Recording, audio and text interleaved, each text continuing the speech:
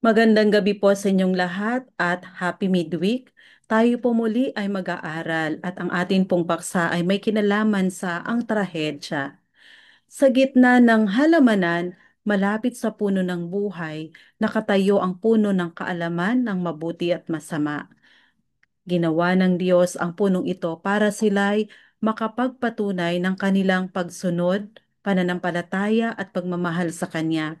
Inutusan ng Panginoon ang una nating mga magulang na huwag kakain ng bunga ng punong ito at baka sila'y mamatay. Sinabihan niya sila na malaya silang makakakain mula sa lahat ng puno sa halamanan, maliban sa isa. Pero kung sila'y kakain mula sa punong ito, tiyak na mamamatay sila. Nang ilagay ng Diyos sina Eva at Adan sa magandang halamanan, nasa kanila na ang lahat ng bagay na nanaisin nila para maging maligaya. Ngunit sa matalinong panukala, ipinasya ng Diyos na subukin ang kanilang katapatan bago sila maging ligtas magpakailanman. Matatamasa nila ang kanyang pabor at sila'y makikipag-usap sa kanila at sila sa kanya. Gayunmay, hindi inilayo ang kasamaan na maaabot ng kanilang kamay. Pinayagan ng Diyos na tuksohin sila ni Satanas. Kung malalagpasan nila ang pagsubok, malalagay sila sa pabor ng Diyos at mga makalangit na anghel magpakailanman. Sa kabilang bahagi naman, labis na nagulat si Satanas sa kanyang bagong kalagayan. Nawala ang kanyang kaligayahan. Tiningnan niya ang mga anghel na dati napakasayat katulad niya. Subalit pinalaya sila sa langit kasama ang ibang mga anghel. May awayan, di pagkakasundo at matitinding pagpaparatang sa kalagitnaan nila bago sila magrebelde. Hindi pa ito naranasan sa langit.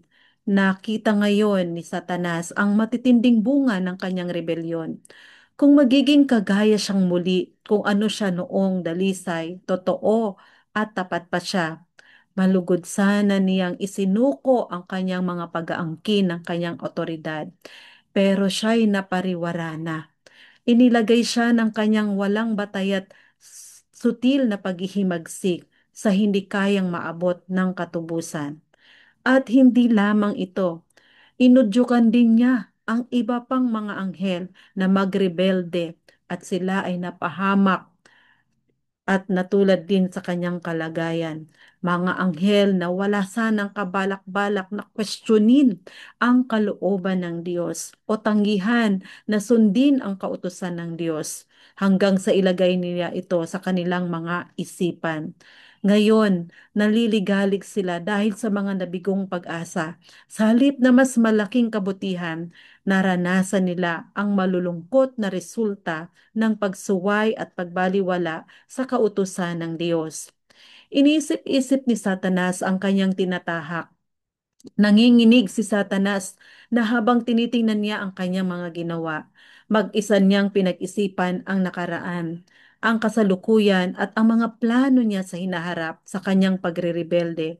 Wala siyang naidahilan para sa kanyang tinatahak at sa kanyang winasak, hindi lamang ang kanyang sarili, kundi maging ang napakalaking hanay ng mga anghel na masaya pa rin sana sa langit kung nanatili lang silang tapat, kayang maghatol ng kautusan ng Diyos pero hindi niya kayang magpatawad. Hindi nakadagdag ng pagmamahal niya sa Diyos o sa matalino't makatwiran niyang kautusan ang malaking pagbabagong ito. Nang lubusang makumbinsi si Satanas na wala ng posibilidad pang makabalik sa pabor ng Diyos, ibinunyag niya ang masama niyang balak ng mahigit na pagkamuhit mapusok na galit. Alam ng Diyos na hindi mananatiling walang ginagawa ang ganoong kadeterminadong rebelyon.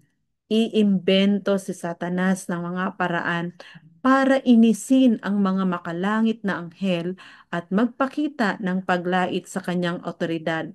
Palibhasay Hindi na siya pinayagan sa mga pintuan ng langit, maghihintay na lang siya sa pasukan para alipustain ang mga anghel at tangkaing makipagtalo sa kanila habang sila'y pumapasok at lumalabas.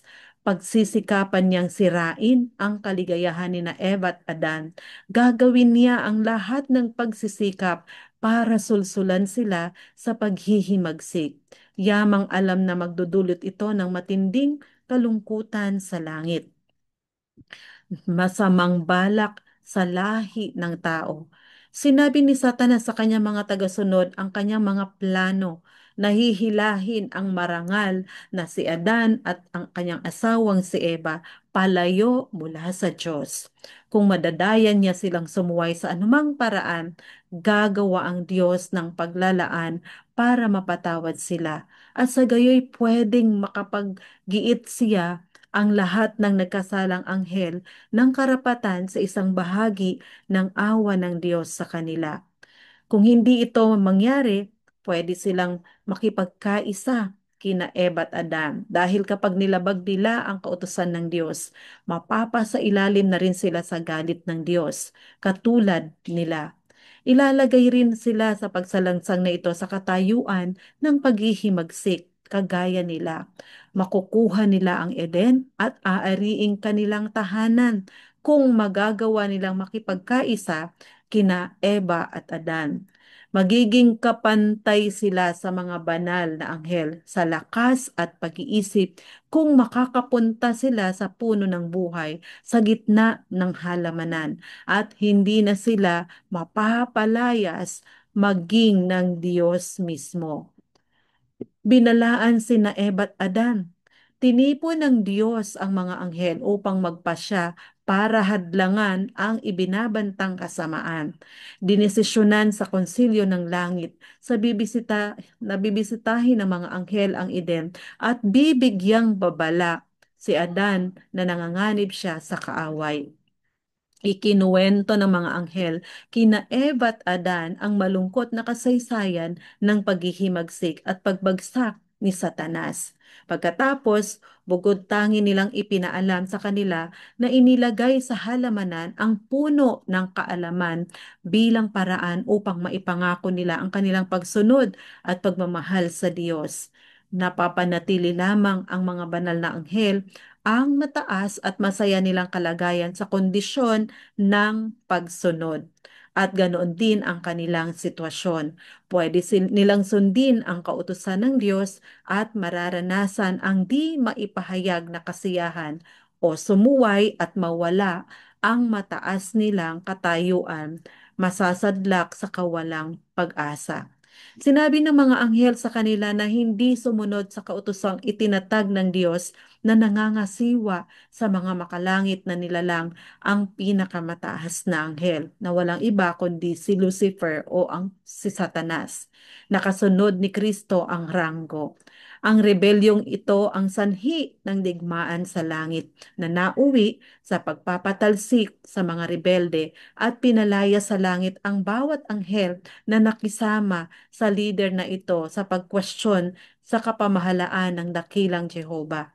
Kaaway na ngayon ng lahat ng pinahahalagahan ng Diyos at ng kanyang anak ang nagkasalang anghel na ito.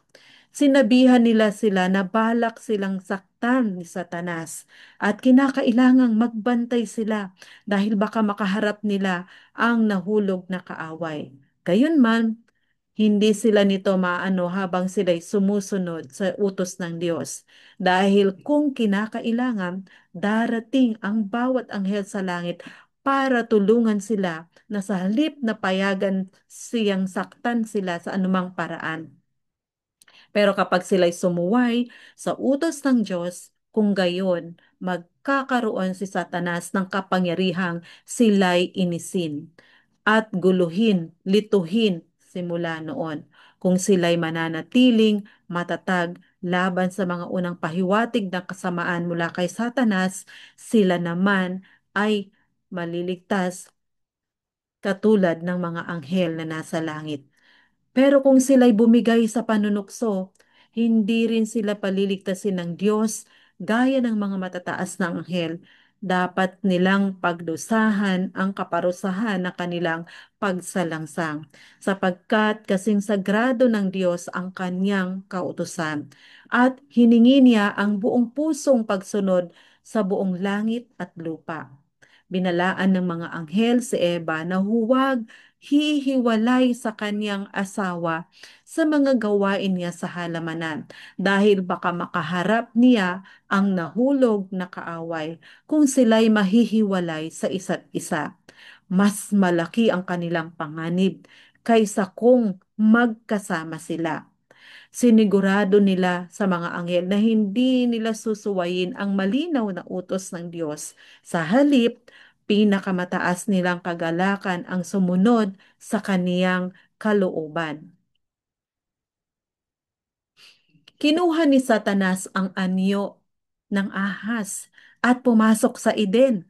Pumwesto siya sa puno ng kaalaman at dahan-dahang kumain ng bunga. Walang kamalay-malay sa umpisa, nahiwalay pala si Eva sa kaniyang asawa habang inaalagaan niya ang halamanan.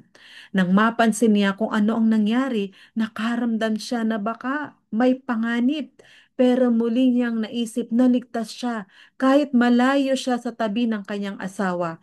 Meron siyang karunungan at lakas para malaman kung dumating na nga ang dyablo at harapin ito.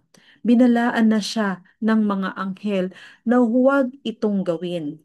Nasumpungan na lang ni Eva ang kanyang sarili na nakatingin sa bunga ng ipinagbabawal na puno ng may magkahalong pag-uusisa at paghanga. Nakita niyang napakaganda nito at nakipagtalo sa kanyang sarili kung bakit mahigpit na ipinagbabawal ng Diyos sa kanila ang kumain nito. Ngayon na ang pagkakataon ni Satanas. Kinausap niya siya na para bang nababasa ang kanyang iniisip. Sinabi ba ng Diyos, huwag ninyong kainin ang mga alinmang punong kahoy sa halamanan? Sa mabait at magagandang mga salita. At sa parang musikang tinig, nangusap siya sa nagtatakang Eva. Nagulat siyang marinig na nagsasalita ang ahas dahil alam niyang hindi nagbigay ang Diyos sa ahas ng kakayahang magsalita. Nagising ang pagkamausisa ni Eva. Sa halip na dali-daling lisanin ang lugar na yon, nakinig siya sa nagsasalitang ahas. Hindi sumagi sa kanyang isipan na baka ito na ang nahulog na kaaway na kinakasangkapan lang ang ahas. Si Satanas ang nagsalita, hindi ang ahas, na bola at nahaling si Eva.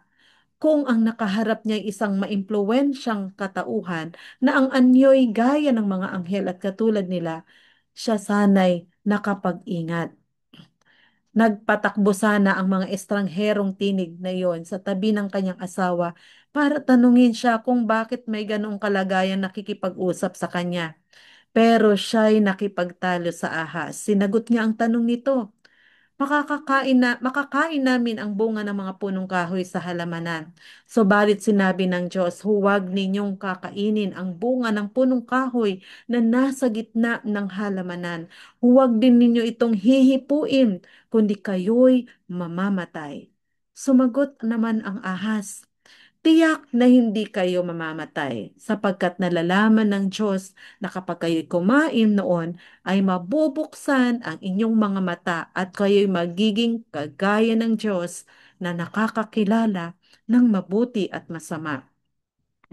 Gusto ni Satanas na isipin nilang makakatanggap sila ng bagot, mas marangal na uri ng kaalaman kaysa sa taglay na sila sa pagkain mula sa pinagbabawal na puno. Ito ang natatangi niyang gawain na may malaki namang pagtatagumpay. Simula nang siya'y magkasala, sinusulsulan ang mga tao na mag-umpisa sa mga lihim ng makapangyarihan sa lahat at huwag masiyahan sa kung anong inihayag ng Diyos at huwag maging maingat na sumunod sa kanyang iniutos. Gusto niyang itulak silang sumuway sa mga utos ng Diyos at paniwalain silang sila'y pumapasok sa isang napakagandang larangan ng kaalaman. Ito'y puro akala lamang at ito'y kaawa-awang pagkadaya.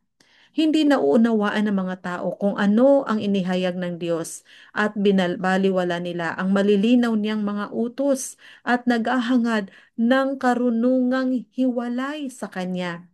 Pinagsikapang maunawaan kung anong pinili niyang huwag ipaalam sa mga taong mortal. Sila'y tuwang-tuwa sa kanilang mga ideya ng pagsulong at nabibighani ng kanilang hungkang sa pilosopiya. Subalit siya'y kakapakapa sa kadiliman ng hating gabi pagdating sa tunay na kaalaman. Hindi kalooban ng Diyos na magkaroon ng anumang kaalaman sa masama ang walang kasalanang mag-asawang ito. Malaya niyang ibinigay sa kanila ang kabutihan, ngunit hindi ipinagkait ang kasamaan. Akala ni Eva ay magaling ang mga sinabi ng ahas at tinanggap niya ang hayagang iginigiit nito. Tiyak na hindi kayo mamamatay sapagkat nalalaman ng Diyos na kapag kayo'y kumain noon ay mabubuksan ang inyong mga mata at kayo'y magiging kagaya ng Diyos na nakakakilala ng mabuti at masama. Ginagawa nitong sinungaling ang Diyos. Buong kapangahasang ipinahihiwatig ni Satanas na dinaya sila ng Diyos para pigilan silang magkamit ng kaalamang mapapantay sa kanya. Ang sabi ng Diyos, kung kayo'y kakain, tiyak na kayo'y mamamatay. Ang sabi ng ahas, kung kayo'y kakain, tiyak na hindi kayo mamamatay. Tiniyak ng manunukso kay Eva na pagkakain mismo niya ng bunga, siya'y makakatanggap ng bagot na kahihigit na kaalaman na mapapantay sa kanya sa Diyos. Kinuha niya ang pansin ni Eva sa kanyang sarili. Sinabi niya na makapagsasalita siya sapagkat kumain siya ng bunga ng punong ipinagbabawal sa kanya. Ipinahiwatig niya ang hindi tutuparin ng Diyos ang kanyang sinabi. Iyo'y banta lang para sila'y takutin at hadlangan mula sa malaking kabutihan. Sinabi pa niya sa kanila na hindi sila pwedeng mamatay. Hindi ba't nakakain na sila mula sa puno ng buhay na nagpapamalagi sa kawalang kamatayan? Sinabi niya na dinadaya sila ng Diyos para itayo sila sa mas mataas na kalagayan ng buhay at sa mas dakilang kaligayahan. Pumitas ang manunukso ng bungat iniabot ito kay Eva at kinuha niya ito. Ngayon, sabi ng manunukso, kayo'y binabawalan kahit hipuin na nga lang ito, baka kayo'y mamatay. Sinabi niya sa kanya na wala silang makikitang pagkadama ng kasama at kamatayan sa pagkain ng bunga, gaya rin ng paghipo at paghawak niya rito. Mas lumakas ngayon ang loob ni Eva dahil hindi nga siya nakadama ng agarang mga tanda ng galit ng Diyos. Iniisip niya na talagang mahusay at tama ang mga sinabi ng manunukso at siya nga ay kumain. At siya'y naligayahan sa prutas. Parang napakasarap nito sa kanyang panlasa. At iniisip niya na nararamdaman niya sa kanyang sarili ang magagandang epekto ng bunga. Naging manunukso si Eva. Siya na ngayon ang pumitas ng ilang bunga't kinain ito. Ipinalagay na nadarama na niya ang nagpapasiglang kapangyarihan ng isang bagot mas mataas na kalagayan mula sa nagbibigay lakas sa impluensya ng ipinagbabawal na bunga. Kakaiba't di natural ang kanyang katuwaan nang siya'y umalis para hanapin ang kanyang asawa na punong-puno ng ipinagbabawal na prutas ang kanyang mga kamay. Sinabi niya kay Adan ang matatalinong bagay na sinabi sa kanya ng ahas at gusto niya agad niya itong isama sa puno ng kaalaman. Sinabi niya sa kanyang asawa na nakakain na siya ng bunga nito at sa halip na namakadama ng anumang kutob ng kamatayan, naranasan niya ang isang nakalulugod at nakasisiglang impluensya. Pagkasuway na pagkasuway ni Eva, siya'y naging makapangyarihang kasangkapan na agad na sa pamamagitan niya'y maisa sa katuparan ni Satanas ang pagbagsak ng kaniyang asawa.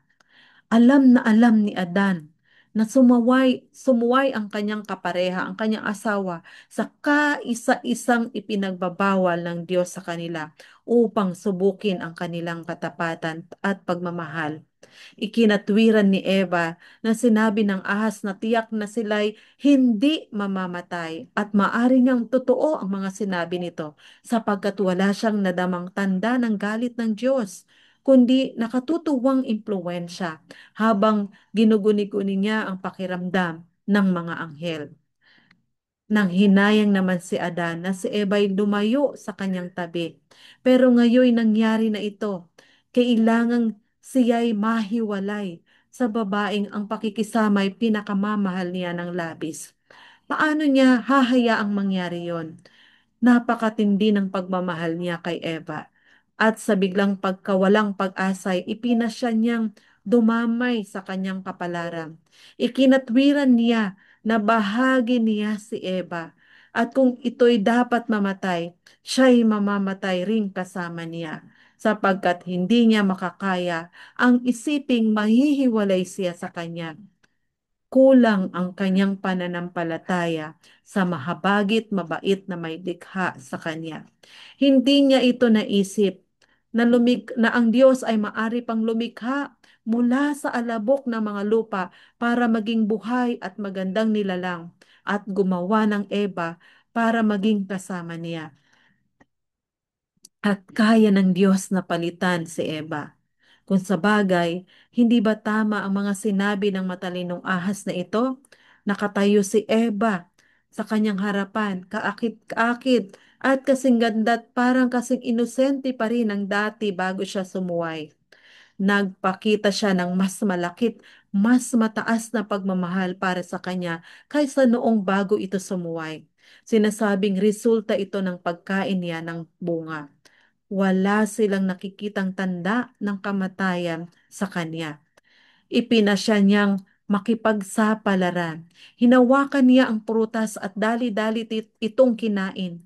At kagaya ni Eva, hindi agad niya nadama ang masasamang epekto nito. Tinagubilinan ng Diyos ang una nating mga magulang tungkol sa puno ng kaalaman at alam na alam nila ang tungkol sa pagkakasala ni Satanas at ang panganib ng pakikinig sa kanyang mga sinasabi. Hindi ipinagkait ng Diyos sa kanila ang kapangyarihang kainin ang ipinagbabawal ng bunga. Hinayaan niya silang bilang malalayang nilalang na maniwala sa kanyang salita, sumunod sa kanyang mga utos, at mabuhay o di kaya na may maniwala sa manunukso, sumuway at mapahamak. Parang parang nawala na sa kanila ang matamis na pag-ibig at kapayapaan, ang masaya't nakukontentong labis na kaligayahan. At kapalit nito'y nakaramdam sila na parang may kulang na hindi pa nila naranasan dati. Pagkatapos, ibinaling nila ang kanilang mga pansin sa panlabas sa kauna-unahang pagkakataon. Nang sila'y likhain, hindi sila dinamitan kundi nakababalot sila ng diwanag katulad sa mga anghel sa langit. Nawala na ito ngayon sa kanila. Para ibsan ang pagkadama nila ng kakulang at kahubaran, naghanap sila ng maitatabon sa kanilang mga katawan, sapagkat paano nila haharapin ang paningin ng Diyos at ng mga anghel ng walang damit. Sa kabilang bahagi naman, natuwa si Satanas dahil sa kanyang tagumpay. Natukso na niya ngayon ang babae sa pagdudahan ang Diyos. Kuwestiyonin ang kanyang karunungan at tangkaing paksukin ang napakatalino niyang mga panukala. At sa pamamagitan niya ay naipahamak din si Adan na dahil sa kanyang pagmamahal kay Eva ay nilabag ang utos ng Diyos at nagkasalang kasama ang asawa. Tinalaw sila ngayon ng Panginoon at sinabi sa kanila ang bunga ng kanilang pagsuway. Nang madinig nila ang maringal na paglapit ng Diyos, nagtangka silang itago ang kanilang sarili sa titig niyang dati na may kinalulugtan nilang makita nang sila'y banal pat walang kasalanan. Tinawag ng Panginoon Diyos ang lalaki at sa kanya'y sinabi, "Saan ka naroon?" Sinabi niya, narinig ko ang iyong tinig sa halamanan at ako'y natakot sapagkat ako'y hubad at ako'y nagtago. At sinabi niya, sinong nagsabi sa iyong ikaw ay hubad? Kumain ka ba ng bunga ng punong kahoy na iniutos ko sa inyo huwag mong kainin? Itinanong ito ng Panginoon, hindi dahil kailangan niya ng impormasyon, kundi para madama ng nagkasalang mag-asawa ang bigat ng kanilang ginawa. Bakit kayo'y naging mahiyain at matatakutin? Inamin nga man ni Adan ang kanyang pagsalansang, hindi dahil pinagsisisihan niya ang malaki niyang pagsuway, kundi para isisi ang kanyang makasalanan sa Diyos. Ang babaeng ibinigay mo na aking makakasama ang nagbigay sa akin ng bunga ng punong kahoy at ito'y aking kinain. Kinausap naman ng Diyos ang babae. Ano itong iyong ginawa? Sumagot si Eva, dinaya ako ng ahas at ako'y kumain. Nagsalita naman ngayon ang Panginoon sa ahas, sapagkat ginawa mo ito ay sumpain ka ng higit sa lahat ng hayop at ng higit sa bawat mailap na hayop sa parang. Ang iyong tiyan ang ipanggagapang mo at alabok ang iyong kakainin sa lahat ng mga araw ng iyong buhay. Kung paanong naging angat sa lahat ng hayop sa parang ang ahas, ngayoy ibababa sa ilalim nilang lahat at kasusuklaman ng mga tao. Dahil siya ang naging kasangkapan ng pagkilos ni Satanas at kay Adan at kanyang sinabi, sapagkat nakinig ka sa tinig ng iyong asawa at kumain ka ng bunga ng punong kahoy na aking iniutos sa iyo na huwag kakainin, sumpain ang lupa dahil sa iyo. Kakain ka mula sa kanya sa pamamagitan ng iyong mabigat na paggawa sa lahat ng mga araw ng iyong buhay. Mga tinik at dawag ang sisibol doon para sa iyo at kakain ka ng tanim sa parang. Sa pawis ng iyong mukha ay kakain ka ng tinapay hanggang ikaw ay bumalik sa lupa. Sinumpa ng Diyos ang lupa dahil sa kanilang kasalanang pagkain mula sa puno ng halamanan at sinabi, kakain ka mula sa kanya sa pamamagitan ng iyong mabigat na paggawa sa lahat ng mga araw ng iyong buhay. Inilaan niya sa kanila ang mabutit ipinagkait ang kasamaan. Ngayoy sinasabi niyang sila'y kakain nito. Ibig sabihin, masasanay na sila sa kasamaan sa lahat ng araw ng kanilang buhay. Mula ng panahong yon, pahihirapan na ng mga tukso ni Satanas ang lahi ng tao. Itinakda kay Adan ang buhay ng walang tigil na pagpapakapagod at pag-aalala sa halip na masaya't nakatutuwang pagtatrabaho na ikinasiyan niya hanggang sa oras na yon. Makakaranas na sila ng kabiguan, dalamhati at kirot at pagkaagnas sa wakas. Sila'y ginawa sa alabok ng lupa at sa alubok din sila babalik. Ipinaalam sa kanila na mawawala na ang tahanan nilang Eden. Bumigay sila sa pandaraya ni Satanas at naniwala sa kanyang sinabi na nagsinungaling ang Diyos dahil sa kanilang pagsuway. Nagbukas sila ng daan para makapasok ng mas madali si Satanas sa kanila. Hindi rin ligtas na manatili sila sa halamanan ng Eden, na makapunta sa puno ng buhay sa makasalanat na kalagayang mapamalagi ang isang buhay ng kasalanan. Nakiusap sila na payagan silang manatili roon. Kahit emanado silang mawala na ang lahat nilang karapatan sa napakasayang Eden, nangako silang lubos na silang tatalima sa Diyos. Sinabihan silang sa kanilang pagkahulog sa pagkakasala mula sa kawalang kasalanan ay wala na silang lakas, kundi malaking kahinaan. Hindi nila iningatan ang kanilang integridad habang nasa kalagayang banal, masaya at kawalang kasalanan at wala silang masyadong lakas na manatiling totoo, tapat sa kalagayang mula sa pagkakasala. Napuno sila ng malalim na dalamhati at panghihinayang. Nakita nila ngayon sa kamatayan ang mga kabayaran ng kasalanan. Agad na itinalaga ang mga anghel na bantayan ang daan papunta sa puno ng buhay. Pinag-aralang pinlano ni Satanas na palabagin sina Eva at Adan sa Diyos. Tumanggap ng kanyang kalungkutan at kumain mula sa puno ng buhay nang sa gayoy mapapamalagi nila ang isang buhay ng kasalanan. Subalit isinugo ang mga banal na anghel para humarang sa pagpunta nila sa puno ng buhay. Kumikislap sa palibot ng mga anghel na ito ang mga sinag ng liwanag sa lahat ng panig na parang kumikinang na mga espada. Mga kapatid, isang napaka-importanteng kasaysayan na naganap na ito at napakahalagang naging bahagi ni na Eva at Adan mula nang sila ay magkasala mula sa doon sa halamanan ng Eden. Sila ay nahulog sa patibong ni Satanas. Subalit gayon pa man mga kapatid, napakabuti pa rin ng Diyos. Hindi man naging tapat si Eva at Adam, hindi man nila napatunayan ang kanilang pagmamahal at katapatan sa Diyos. Ang Diyos ay nanatiling tapat at mapagmahal, kung kaya't nagkasala man ang tao. Naroon ang pag-ibig ng Diyos, naroon ang plano ng Diyos na iligtas na muli at tubusin ang mga tao mula sa pagkakasala. Kaya mga kapatid, sa panahon na tayo po ay nahuhulog sa patibong ni Satanas, sa panahon na tayo po ay napapalayo sa Panginoon at nagkakasala, wag tayong mag-atubili na muling bumalik sa Kanya, lumuhod sa Kanya at humingi ng kapatawaran sa ating mga nagawang kasalanan.